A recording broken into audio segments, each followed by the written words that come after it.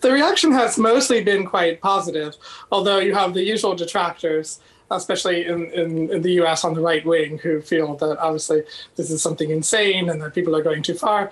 And then, of course, there is criticism from some fans and LGBTQ plus groups who also feel that the representation doesn't go far enough.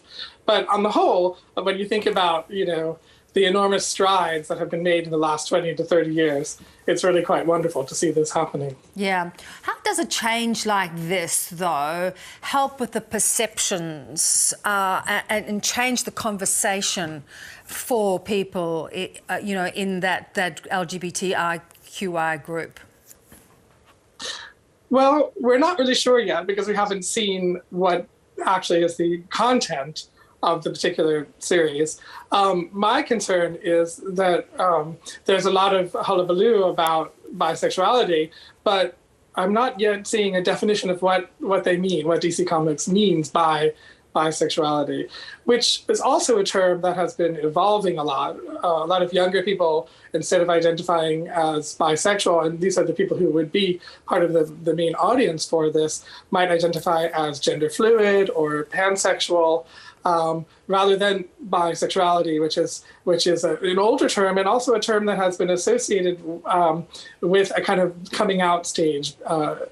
This is something that people who identify as bisexual really resent. We've seen slews for decades of sports stars and other people who come out as bisexual and then later come out as gay, as if bisexuality were a stage rather than its own identity. So I would love to see more definition of what they mean by bisexuality. Yeah.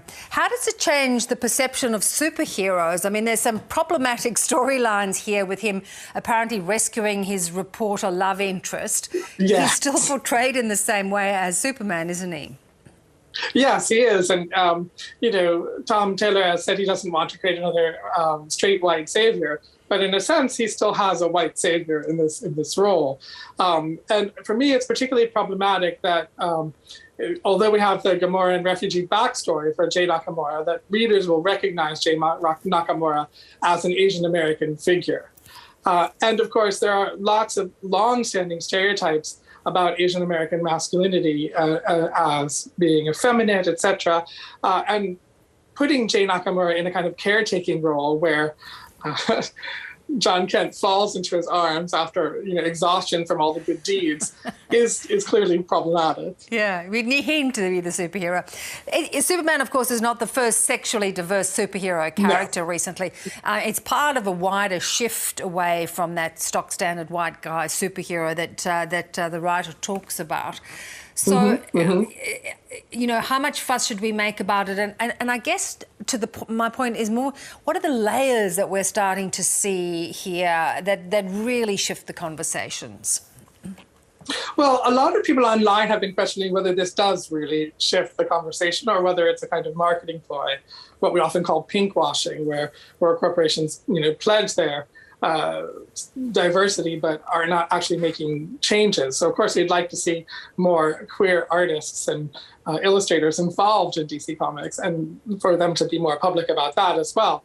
But one of the other comments we've been seeing a lot of people online discussing, and I think which is quite important, is that is this a response to DC Comics' concerns about manga taking away the market? Manga, as we know, has a long-standing tradition of so-called boys' love plot lines, which are often written by women authors for women, which are much more gender fluid, and in some senses much more testing the boundaries than this narrative seems to be. That is fascinating. And you're talking again then about dollars and marketing.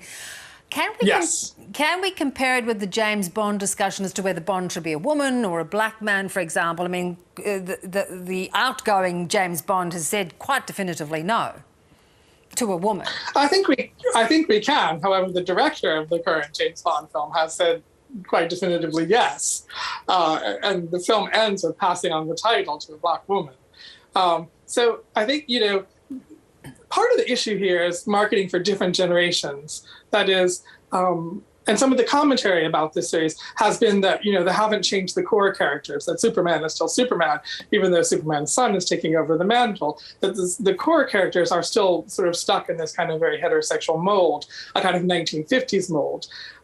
And part of the problem that we have here is, how do you speak to different ages and audiences who have different expectations of what these characters should do and how they should behave? Should we not, though, create different characters? Why do we have to necessarily tinker with the old ones? You know, perhaps we need to evolve this story in a different way, this conversation in a different way. Yes, and I think that's part of the anxiety about manga and anime, where different characters are being created. And I think, you know, there is a lot of scope for creating different characters. But the problem is, of course, is these characters are very familiar. Children are very familiar with it. There's a huge marketing apparatus around it. People are, you know, children are buying Superman uniforms. They're all, you know, there's a huge dolls, all kinds of toys. And you have to change all of that too, not just create a new storyline with new characters. Yeah, some things never change. The Superman outfits. That's true. Ross, great to have this conversation. Thanks so much. Lovely to chat with you. Cheers.